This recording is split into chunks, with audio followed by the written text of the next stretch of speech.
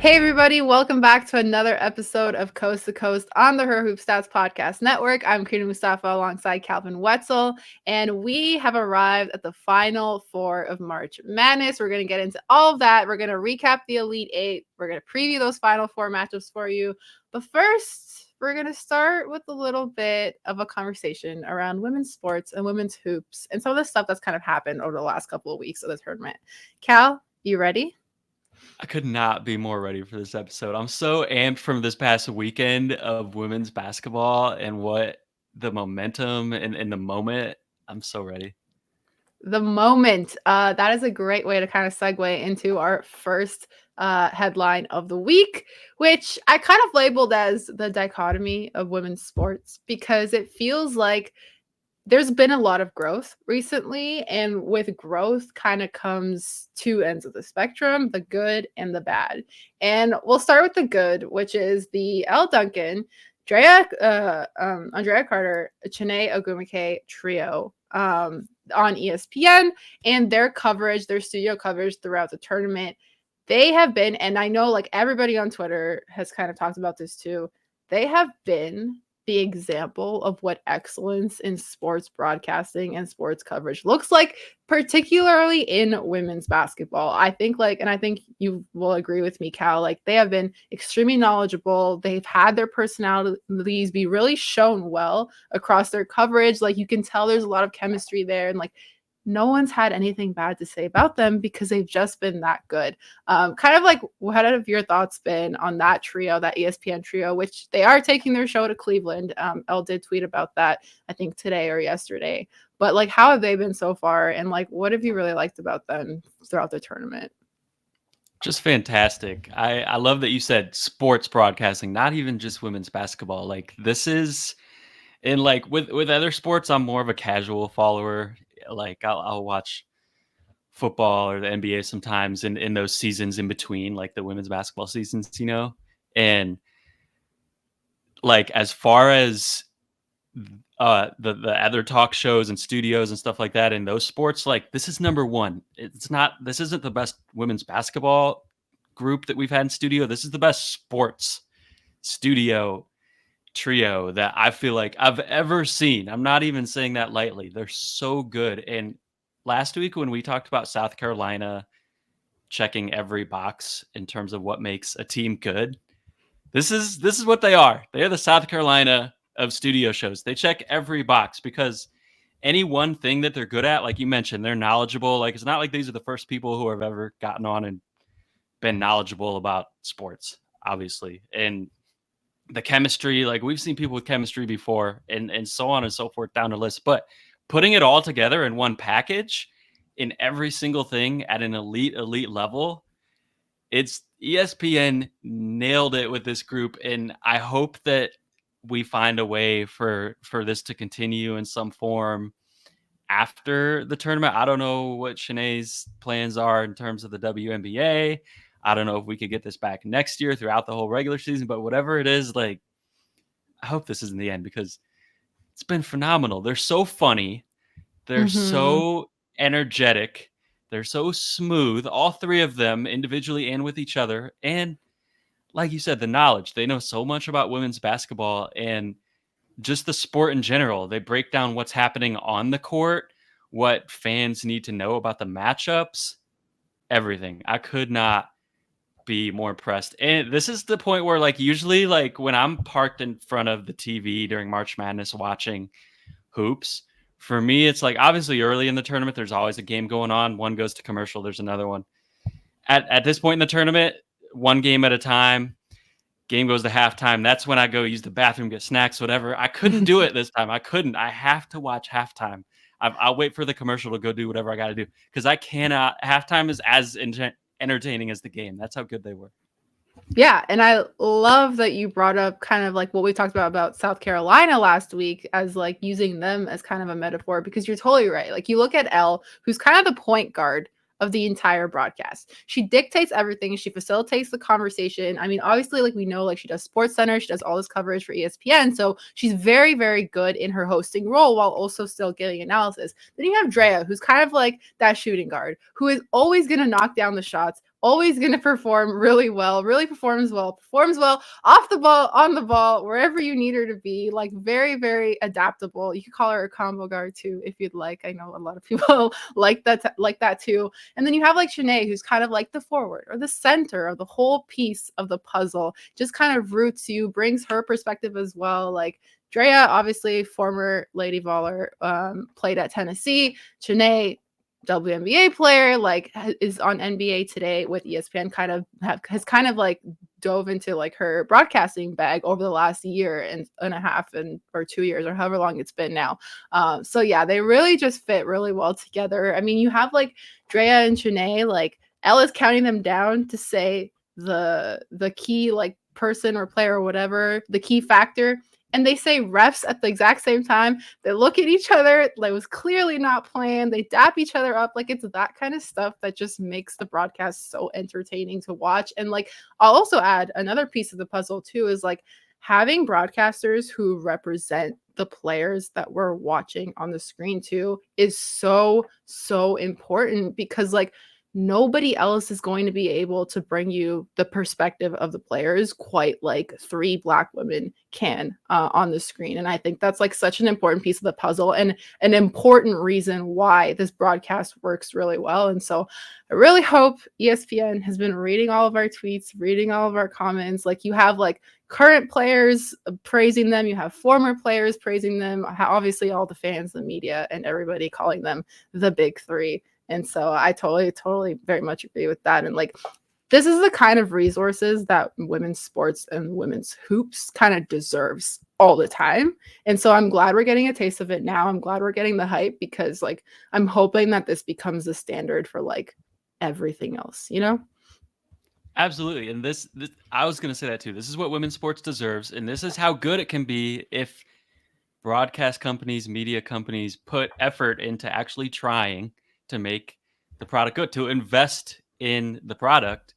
It can be awesome. It can be as good as anything in any sport if you just want it to be, you know? And Yeah. so it is so cool. And like you said, the representation, big deal, obviously. Black women, but also specifically like Dre and Shanae, who played in for Tennessee and Stanford, which, by the way, I love that they kind of let their bias come out, but also Yeah. like not to the point of like the analysis being wrong. Like, they're not gonna, Yeah. like, they both their teams Just in lost to terms of NC like State. rooting for the teams. Yeah. Yeah, And then Elle chose exactly. violence, where she was like, NC State beat both of your teams. And I was like, damn, Yeah. I really felt for And them in that's that moment. funny. I did too, but it's funny. It's good Yeah. content. It's funny. And like letting themselves go to that point with the bias, but at the same time not having any type of analysis that's like negative about NC State, because obviously NC State has been playing so Yeah. well, which we'll get to. Like, just the perfect balance of both sides of that. Absolutely love it. Yeah, and I do want to shout out the Canadian coverage as well, because TSN up here in Canada also had their own studio panel with Kate Burness, Kia Nurse, and her sister Tamika Nurse. They have been crushing March Madness coverage as well, and they were on the panel as well. So Canadian viewers kind of got the best of both worlds, where we were able to watch both the ESPN broadcast at times and the Canadian broadcast at times, which, like I said, you have former players, Kia Nurse, a current player, on the panel as well. So yeah, just a lot of really good analysis and coverage of the women's tournament throughout March Madness so far. Really excited to see the Elle, Draya, and Chiney show in Cleveland as well for the Final Four. And now let's go to the bad side of women's sports and kind of stuff that's kind of been brought to light. And I have to say, this is probably one of the most bizarre things I've ever kind of observed happen in sports. And in case you missed it, the 3-point lines in Portland were not even for the games that happened there. And it's funny because everybody's kind of like, how did nobody catch this? Because when you see the difference in the courts, it is palpable. Like, you can tell one 3-point line is shorter than the other. But at the same time, you're like, well, did you catch it when the games were being played? That's kind of like the why this is a little bit bizarre, because it's like nobody caught it, but this is just like, how does this happen? Like, and I've seen like instances in basketball where like players can tell if like the hoop itself, like the rim is like not high enough or it's too low or whatever. Like I've seen that get adjusted before, but I've never seen something like this happen with the 3-point line. So I'm very curious, Cal, like your thoughts on kind of the whole like ordeal and where you kind of stand here. I am saying nothing new, obviously, here with agreeing with you in the entire world of Twitter and being like really confused about how none of us, including myself, obviously noticed this through 4 entire basketball games. Like we watched the games and we didn't see We it. watched Like 4 of them. This is like 8 yeah. hours of basketball. And like how many people were in that arena looking at it? Like obviously at least, if we want to defend ourselves at home, our excuse is that, we most of the time we're not seeing them both at the same time. Usually the cameras on Yeah. one or the other. I still think we probably should have noticed at some point. But how did all the people in the arena, like it was a fan in the upper deck, I believe, who was the first one to notice it. And Oh, the upper really? deck has the best view. There was no fan in the upper deck from the first 4 games who noticed it. It's crazy, but this is another one of those things. Like women's basketball deserves better. It's so dumb. I just hate that. Like this is what women's basketball has to deal with. Obviously, it's also extremely funny, and we can make all the jokes about it. But at some point, this is way too high of a level of basketball. You're talking about the Elite Eight in the NCAA tournament, like for things like this to be happening. So, I was wondering what you meant when you wrote in the notes the dichotomy thing. Like, I actually didn't know where you were going to go with that, but it's a Mhm. perfect word to describe kind of the good and the bad. We've seen the whole spectrum throughout this tournament. Yeah, absolutely. And that's going to happen with growth. Like, and we know that like women's sports has historically been at that disadvantage, and things take time. And so when stuff like this pops up, like, we fix it. We reflect on the standards that need to be set. Like, obviously, like there's also been a ton of history with the NCAA not holding the same standard to the women's side of the tournament as the men's side. The women's side not being able to use the branding until like 2 years ago. That one year where Sedona Prince went viral on TikTok and the internet for showing like the gym facilities that the women's teams were getting in comparison to the men. Like this is nothing new. Like this has been happening, but now the spotlight feels so large that we need to start fixing things up. Not that we didn't before, but like it just is becoming so much more apparent now with kind of all the eyes and the attraction to the game. But yeah, very weird situation with the 3-point lines. And I feel like we were all traumatized after that too. Like the next game, we're like looking at the court to like make sure that it's the correct. I'm like, I never would have thought. And like even like the players and the coaches were kind of going on Twitter to talk about how they don't really have a lot of time to kind of figure that stuff out either. Like their warm-ups are really quick and they kind of just are focused on getting into the rhythm of things. And I think somebody was tweeting about how like Gonzaga shot like 18% from three, and they should be like livid about the 3-point lines not being even. Because like that's just I really wonder how that affected the rhythm of some of the teams, especially the ones that lost. Because like shooting is very much like your muscle memory when you're a basketball player when you've been doing it so many times. But I'm very curious about like the distance and like how your body would actually like react to lines being different, because like that's also kind of like a weird thing to think about. Yeah, the stats that they put up on the screen during that game, and then they updated them on Sports Center later. The shorter 3-point line, which was the incorrect 3-point line. You think like, oh, shorter, closer to the hoop, you should shoot better on that one. But they shot worse because it doesn't matter that Yeah, it was shorter. It matters that it was incorrect because of what you said, the muscle memory. It was 9 inches shorter. exactly. And obviously, if you have a line that's like 5 feet shorter, first off, everyone's going to notice it. Second off, if you didn't, it is going to be easier because you're that much closer. But 9 inches is enough that like no one ever shoot, even like mid-range people who take those long twos, they're not shooting 9 inches in front of the 3-point line. No one shoots from there other than Jantel Lavender. I don't know if you remember how many times in the WNBA she stepped her foot on the line when trying to shoot a three. But Yeah. aside from her, like no one shoots from there. So it's the muscle memory thing. The real 3-point line, even though it was further, was the one with a higher percentage. So yeah, it's just like a weird situation all around. But the thing is, like, I know people have been saying like, oh yeah, sometimes the rims are off or whatever, and even like in the NBA and the men's side, like they make mistakes, it happens. But the difference is that on the women's side, the coaches were told, hey, we can fix this, but it'll take however long, and then we'll lose the broadcast window on ABC. On the men's side, so the coaches chose to still play it, right? On the men's side, there's no chance that that game is not going to be broadcast on ABC or CBS or whatever channel it is if it takes place an hour or two later. Whatever the next thing on that channel was is getting pushed back because the men's game is getting shown. So that is the difference to me, that the women are kind of told, hey, like if you want to be on TV, you just have to deal with this. And so the coaches said, all right, we'll play it.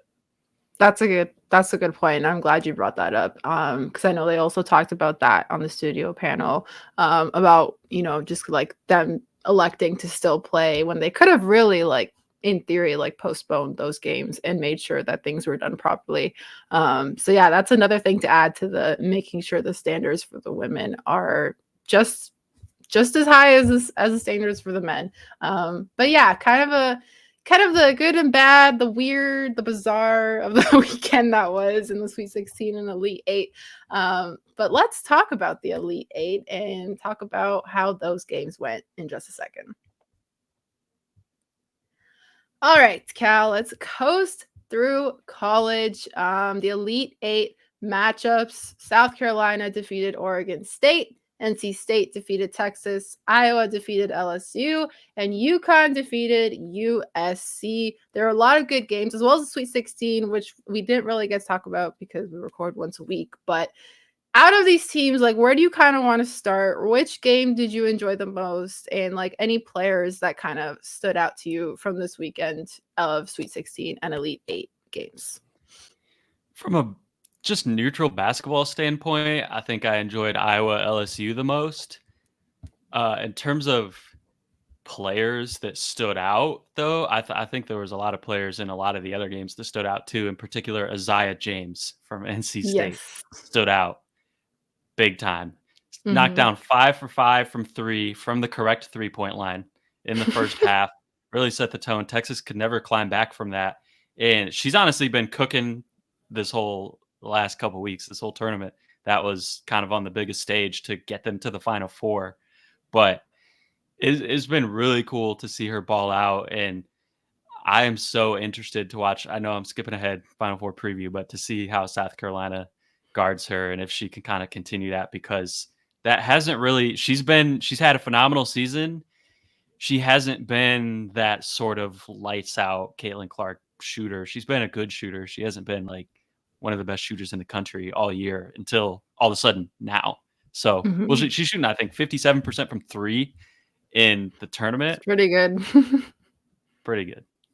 Yeah, I think it's funny because my bracket's done pretty well this year, all things considered, and NC State is the one team that I did not have make the Final Four, and I was like, I won't be ashamed to admit that I was wrong about them. Shout out Ari Chambers, who we've had on the podcast, to her home teams On making both it, both sides, the by the men's, way. men's Yeah. and women's side, and as well as UConn too, but. Yeah, they've been really impressive. They beat Stanford in the Sweet 16 to make it to the Elite 8, and then they defeated Texas. Thoughts on Stanford? Because Stanford was the team that I had making it to the Final Four. They obviously go down. I think looking at that game, a lot of people are going to point out the fact that Cameron Brink fouled out again. And I saw a little talk about like her draft stock falling because of that. I gotta say, like, I think I disagree with her draft stock falling. I think it's just gonna be a matter of just like coaching, and like once she hits the W2, like she'll develop more. Like, development doesn't stop just because you finish college. And I think this is one of those things that is a very coachable thing to just kind of get better, because she is like a big blocker, like she is a big player on defense. It's just a matter of like being a little bit more controlled. But yeah, kind of thoughts on Stanford's run and kind of being halted by NC State and just like their season overall, and this like Cameron Brink era kind of coming to a close. Yeah, they never really did quite put it together in the backcourt. Stanford did to get over that hump. But in terms of Cameron Brink's foul trouble and the draft stock and things like that, WNBA refs have their own problem. I don't think they're quite as bad as what we've seen in some of the games in college. So there's that. But also, WNBA, you get an extra foul. She's good at same number of minutes in the game, That's 6 fouls true. instead of 5. So no, I don't think her draft stock. I don't think that's the only reason, but I think it's notable. I don't think her draft stock's dropping at all because of that. I think she's gonna be fine in the WNBA, and like you said, development and all of that. But Stanford, yeah, you would have loved to see kind of that everything click with them in terms of the backcourt because Cameron Brink and Kiki Uriafen, you don't see a front court duo have a season like they did very often. And credit to NC State for really for a while. Kiki sort of went off, I think, in the fourth quarter. And Kiki, I think, had 4 fouls too. Yeah, she But was in foul for a trouble as while, well.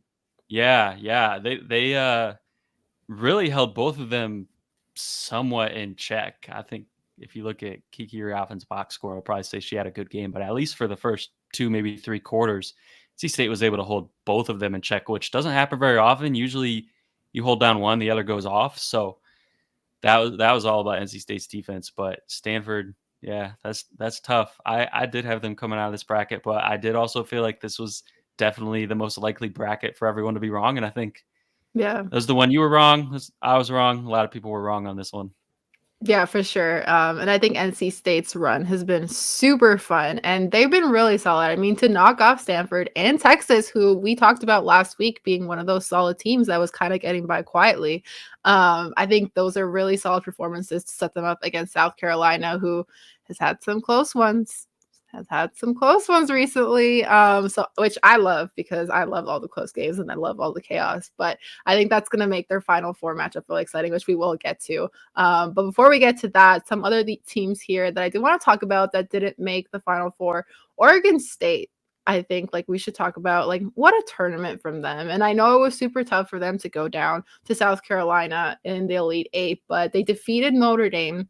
They took them out in the Sweet 16, and then they did go down to South Carolina in that Elite Eight. But that first half was even the first like 3 quarters were pretty competitive. And we talked about kind of the different styles of basketball and how those would clash. But what do you kind of make of Oregon State's run? And like they should be so proud of like what they did in their future. They should. They should be so proud because they were picked 10th in the Pac-12 preseason poll. And I Yeah. love Talia von Oelhoffen talking her stuff on Twitter about that. Just tweeting a screenshot of the Pac-12 preseason poll with A nothing else. picture a picture speaks 1,000 words or whatever It the does. saying is. Yeah. And that was perfect. They forget about top 10 in the Pac-12. They were top 10 in the country. They were one of the top 10 teams in the country, and they played like it throughout the whole tournament. Last week, we talked about that potential matchup against Notre Dame, which happened, and how without Kylie Watson, Oregon State was going to have that advantage inside, and they did. Obviously, the rebounding was really where Oregon State was able to win that game. Side note, justice for Hannah Hidalgo in that game. Oh We're my going to talk about God. the bad Yes. side of that dichotomy in women's hoops. Hated that. Hated that. Nothing to take away from Oregon State winning Someone that game. someone called like Hannah getting her nose ring out like a surgery on the sideline. They were joking about it, but I was like, that's kind of real. Like that's kind of valid to say that it was like a mini surgery. Like it looked painful and it very clearly took her out of rhythm for the rest of the game. So yeah, you're totally right. Justice for Hannah Hidalgo. We won't like stay too long on that, just because of time. But I can't believe that feels like ages ago, but like also that it just happened. Like so much is happening in this tournament, but that was actually crazy. Like I still can't believe that happened. It was ridiculous. And whatever the rule is, like if it's probably I don't know. I don't know if it's a dumb rule or not. Maybe it matters for safety, but if it is, then you got to enforce it all year, and you got to enforce it before the game when you talk to her because they told her before the game you can keep it in. At that point, like you can't just decide in the middle of the game to change your mind. Like Listen, I'll not to tell you, belabor it. like I used to play volleyball in high school and we had to either take off our jewelry or tape it with like masking tape or bandage or whatever you had to do. And like we knew that was a rule and but the thing is like it always depended on like which ref you had at your game, like if they were super stingy about it, like some refs would let you keep the bandage on, some like really insisted that you had to take your earrings, your piercings, like anything off. But like most of the time the bandage was fine. And I think that's what kind of got me with the Hannah stuff, which where like they said that she had the bandage on, but they still wanted her to remove it. And I think the fact that you were enforcing that this late in the tournament after an entire season of her playing, and like I saw W players And in like the middle of the Natasha game. Cloud in the middle of the game. And like I saw like Natasha Cloud was tweeting like pictures of her playing with her nose ring. She's like, this is gonna get me in trouble. But like I play with my nose ring. And like I'm like, it's like, yeah, like that's just how it goes. And I think like having the bandage not be enough to me is ridiculous. Like, and then like I didn't play basketball, but I played volleyball and it's the same rule. And if I was allowed to get away with the bandage, and so should these players. And I just think it's a little bit ridiculous the way that it all went down and the way that it was enforced. But yeah, super bummed for Notre Dame on that end for sure. But like we said, Oregon State, great run to the tournament. They did fall. Are there any teams they kind of want to talk about before we move on to our Final Four preview? Do just want to hit on USC real quick because Juju, it was heartbreaking, and we talked about this in March. How I really there's 68 teams in the tournament, 67 of them end like that, but to see Juju's emotions and everything like that was heartbreaking. Yeah, But I was ready to cry with her, honestly. Oh my God. yeah, no, me too, me too. I do think for USC there is a bright future. Obviously, Juju 3 more years, and you have the number 1 recruiting class coming in. You got some hoopers coming in to play Who with tonight? Juju. Some of them are playing in the McDonald's All They American are. game. So Yeah, as I'm we're gonna be recording watching this that. episode, yeah, the episode will be out by the time that they play. But yeah, I mean, like you said, a lot of number ones in the recruiting class. Yeah, absolutely. And so for USC, like it does hurt obviously from their perspective to see the season that they had and then them come up short to the Final Four. But at the same time, this is the best season that they've had in a long time, getting to the Elite Eight. A team with a lot of history, obviously going back into the 80s, but not nearly the same type of recent history as teams like UConn or South Carolina. So for them to take this step in Juju's freshman year and get to the Elite Eight and knowing that it's only going to get better in the next few years from here and they're really going to be back on the map, I think absolutely going to be in a Final Four at some point during Juju's career, maybe as soon as next season. There you can have a lot to look forward to, but obviously that it's just hard seeing players' emotion like that. For sure. And I really love like Paige kind of leaving the UConn huddle a little bit earlier to go over to Juju and kind of like console her a little bit and say some kind words. Like obviously I don't know what she said, but it looked like it was a really nice embrace. And so like from one vet to the freshman fire that was Juju Watkins this season, I think that was really sweet to see. And yeah, a sad end to USC's run, but also like there is nothing to hang your head about for the year that they've had. And you to go down to a team like UConn, like I think that is more than okay on USC's part. And they should be really proud for the season they had. Juju just like, again, before we move on to Final Four talk, I was talking about this with Mark Schindler because we were on the phone watching the game together. And I was talking about how like the way Juju moves is like so much with so much purpose. She moves, and like Mark was saying, like she moves like a pro. Like everything she does looks like a pro. And she's a freshman. She's in her first year of college. She just finished up her first year of college ball. And I think like that's just so exciting to me, like for her potential. And she should look back on this and like just it's only up from here. Like it can only get better. And she's already at such an elite level. So yeah, really, really good season for USC. And they'll be back better and stronger next year, the year after that, and the year after that. Very excited for their future and for what Lindsay has done with this squad.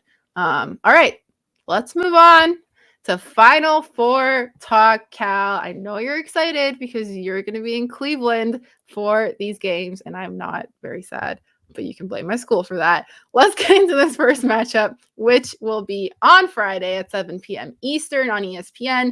NC State versus South Carolina. Man, oh man, am I excited for these games. Let's talk about it, Cal. What can we expect in this game? And are we going to get an overtime game? Because we haven't gotten one yet, even though we said we were gonna. But I'm kind of yearning for one overtime game, at least. But what do you think? What are your thoughts on NC State versus South Carolina? Yeah, has it been since the first round since we had an overtime? Did we get one in the It's been second round? We didn't get one this past weekend. Yeah, definitely not in the Sweet 16, Elite 8, I don't think. So, yeah, it's been a long time. It's been It has. We're due 84 for one. years since we've gotten We're in due for overtime. one. I wouldn't mind any of these 3 games going overtime because I love basketball. Give me 5 more minutes of basketball. I love and I know you're in this camp sometimes on Twitter who when there's a really late game and you're on the East Coast, obviously, and you'll tweet like, "Let's wrap it up. We don't need overtime." And I know a lot of people say that, and like I I've get it. stayed I'm up. not trying to I like stayed up for the Elite 8, all of them, you okay? did. I Well, I'm did. proud of you. I'm proud of Thank you. you. I understand it. It's just for me personally. Like, I don't care. Sign me up. 7 overtimes. I love hoop. I can't get enough. 3 a.m. I'm all in. But this weekend, I'm bummed that you're not going to be there, by the way. But if anyone is going to be there who's listening, hit me up. Love to come say hi because I'll be in Cleveland for this game specifically. NC State, South Carolina. Whew, this is gonna be fun. This is gonna be really fun. Can NC State stay hot, especially as eyes James on offense? Because they're gonna have to. I don't think you can beat South Carolina if you have a cold shooting night. I really don't think you can. I don't care if you're NC State or UConn or Iowa or anyone. If your threes aren't falling, you're not winning that game. And often your threes are falling and you're still not winning that game. But that's at least a prerequisite. That's a hard word to say, isn't it? It is a hard Prerequisite. word to say. I sympathize with you on that. I do think NC State has some good size when you look at River Baldwin, Mimi Collins, Madison Hayes. They have some players who can match up, not fully, but as close as maybe you can expect with that South Carolina front court. And so those players are going to have to stay on the court because South Carolina can get you in foul trouble, obviously. And when if you start having to like what happened to Oregon State in that Elite Eight game with Reagan Beers picking up her third on what was not a good call. That Tamia was, yeah, Gardner picking up her third. horrendous. Yeah. Yeah, just that whole game. But if that happens, it's a huge uphill battle for you if you're NC State. But NC State has a lot of athleticism and size and skill. They have a lot of talent on this team. So I like no shade to Oregon State, but more than Oregon State. So I do think that they have the potential to hang in this game. They're going to have to play their best basketball ever. That's everyone always says that. You got to play your best basketball to beat South Carolina. It's the least groundbreaking analysis ever, but it's true. And they have been. They've been playing their best basketball the last couple of weeks. Can they do it for 2 more games or 1 more game even in this one? I don't know. Yeah, and I'm gonna add on to more basketball cliche and say that they have to play good basketball for 40 minutes. Like they have to play for 40 minutes because what I've seen, what we've all seen with South Carolina and their opponents is that a lot of the opponents who have been competitive with South Carolina in the first half or even all the way to the third quarter, like great, but at some point in the game, late in the game, when you get to crunch time, things kind of fall apart a little bit. South Carolina goes on a little run, and it kind of tends to be over after that because, like you said, their defense is really good. Their offense is really good. They're gonna be able to lock you up and be able to make those final runs in the fourth quarter. I think if NC State can hang around and make it competitive all the way to the final minute, that's gonna be your best shot. Because when South Carolina gets a run and they start doing the Macarena on live TV, like it's over. It's like you're done. Like you're done. So that's what I'm gonna be looking for against South Carolina. I think like even moving forward, like going to the championship game, like whichever team is going to be able to play all 40 minutes against South Carolina is going to be the team that has the best chance to kind of upset them and win in this tournament. So yeah, that's kind of what I'm looking for NC State versus South Carolina.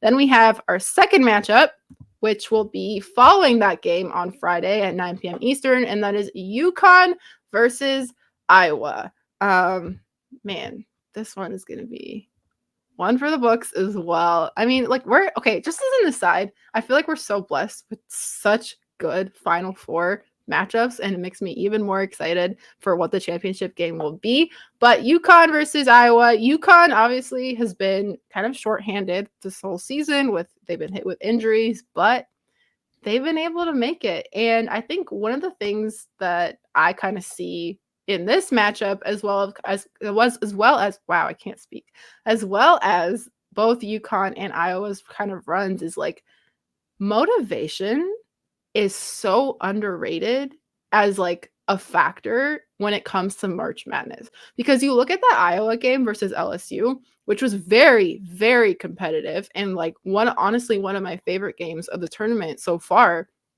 I think that motivation, and like both sides had that motivation. Like that is why that game, like they came in playing at such a fast pace that kind of lasted throughout the whole game until those like final 30 seconds, or like they dragged it out for another 15 minutes. But like the pace was so fast because the motivation was there. LSU coming in as the defending champions, they felt like they had something to prove. Iowa coming in as a team that lost to LSU in the championship game last year, they had something to prove, and they ultimately like used that to win the game as well. Like it's not it is about like the personnel and the schemes and all that, but like when it comes to March Madness, and I guess the April Madness now, like my dad joked about yesterday, like that to me is such a big factor. And when it comes to UConn versus Iowa, I also see that, especially like UConn with Paige and like her being healthy again, finally, after like the stuff that she went through, them being shorthanded, like I said, they're super hungry. And of course, like Iowa, Caitlin Clark, her senior year, her last year with this squad, her last chance to kind of get that championship, they also have a lot of motivation to kind of bring to the table. So I know that was kind of like a long-winded speech, but I think that's like one of the biggest things that I'm kind of looking forward to in this matchup as well. I love it because I feel like I give long-winded speeches a lot on here, and I love you going off, and I think everything you said nailed it, hit the nail on the head. When I look at this matchup, I think back on 3 years ago when Paige and Caitlin were freshmen and they played in the tournament in the Sweet 16, and how unbelievable it is to think about the shift. Not obviously in women's basketball, in terms of like how big of a deal this game is going to be compared to any game 3 years ago because of just the eyeballs and the way the game has grown, but also specifically with the narrative of these two teams and these two players coming into that game. All the narrative was Paige is better, UConn's better, Caitlin is going to have a really tough time winning this game. That is exactly what happened. UConn won by 20. Paige won the National Player of the Year. It was all about Paige and UConn. Caitlin and Iowa were like quote unquote underdogs. And look at how it shifted. Like Caitlin, no one's ever going to talk about Caitlin Clark as an underdog in 2024. That's not how it works anymore. And it's crazy to kind of think back on that evolution. And there are some other players too left around still. Like it's not just these two. Gabby Marshall, you talk about Caitlin being a senior. Gabby Marshall's a senior. Kate Martin's a senior, fifth years even. So this And is, Kate Martin, oh my God, even just as an aside, like her in that LSU game, like she yeah, was so good. Like she was grabbing those rebounds as if that basketball was her baby and she was not letting anybody else take it. I enjoyed watching her so, so much. I'm so glad she had a good game too. But yeah, I had to get that in there too before I forget. But yeah, keep going. she deserves Sorry. a big shout out. She played a phenomenal game. And I think Sydney Falter is someone who stepped up a lot, especially since she's been the starting lineup when Molly Davis went down with that injury. I, Iowa, to me, is almost like a little bit underrated in terms of their size and rebounding. I think it's not like this is an LSU or a South Carolina. Obviously, I'm not saying that. It's far from that. Mhm. But I also don't view this team as like a tiny little weak team that just is full of little quick players who shoots threes and never rebounds. Like that's not what it is. Kate Martin, fantastic on the boards. Hannah Stolke Yep. has really had a fantastic season. I think I it's the narrative gets shaped by what Caitlin Clark does and her skill, but I think this team is more than that. And what'll be interesting to see is like against UConn, people keep talking about like they're shorthanded. Obviously, they have so many injuries. They don't go to the bench very much. Like Paige has been playing 40 minutes a game. Ashton Shade been playing 39 minutes a game. And I think these players are really well conditioned. I think Yeah. they're equipped to handle it. Where it comes into play is if you start getting into foul trouble. So can Caitlin penetrate and draw some fouls? that could change the game at all. But I do think like the way UConn plays defense, we're gonna see them try to prevent that from Caitlin, and we're gonna see Caitlin get more threes the same way that LSU. I'm not saying UConn's gonna start off the game going under screens like LSU did. That was an awful mistake, obviously, against Caitlin Clark. But LSU's defense is built, and you can see it in the last two Iowa matchups last year and this year, to really live with those threes and keep people, especially like Caitlin Clark, out of the paint in a way that the first three Iowa opponents were a little bit different than that in the tournament, and I think this could be a similar type of game where we see Caitlin go off from three, which is great, but at the same time, I think UConn would rather live with that to some extent. Like she can beat you no matter what, but you need to keep your players on the floor. So that's Mhm. kind of something that I'm watching for in this game.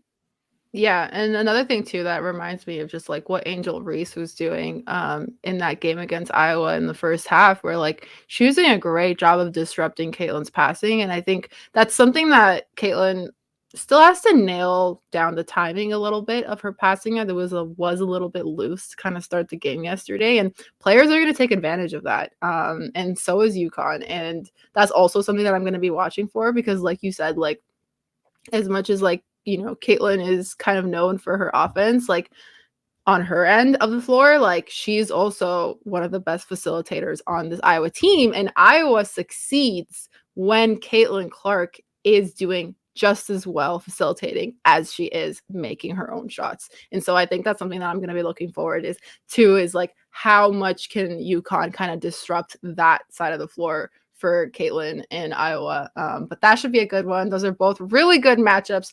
Like I said again, NC State versus South Carolina, Friday, 7 p.m. Eastern on ESPN, followed by UConn versus Iowa. Man, oh man. And then the championship game will be Sunday, April 7 at 3 p.m. Eastern. I'm very excited. Cal, before we wrap things up, do you have any predictions? Because I got to put you on the spot here a little bit. Yeah, this is again back to the extreme groundbreaking analysis here. I'm gonna go with South Carolina to win the championship. Mhm. I believe it when I see it. Someone beating him. Let's just say Yeah. that. Yeah, and I'll go with what's in my bracket, and I've had this from the start because we had to fill out our brackets before the tournament started. I have South Carolina beating Iowa in the finals, so we'll see if that happens. We'll see if that happens. I know but there will be a small part of me rooting for UConn because of Aaliyah Edwards, because of the Canadian connections. So we'll see what happens. We'll see if UConn can pull off the upset versus Iowa. Also, just like that weird, like it's been like 3 seed versus 1 seed the last like 2 rounds, which is like bad year to be a 2 seed. I saw a lot of people talking about that on Twitter too. But yeah, a lot of exciting games that have happened. Exciting Final Four coming up. Cal, have so much fun in Cleveland. Make sure you guys are following him at CWetzel31 to get all of that Cleveland Final Four content. You can follow myself at Crina. Follow her Hoop Stats at her Hoop Stats wherever you listen to podcasts. Make sure you subscribe on YouTube as well. And Coast to Coast, we'll be back next week to tell you who the new will be a new reigning champion is of March Madness. Thanks.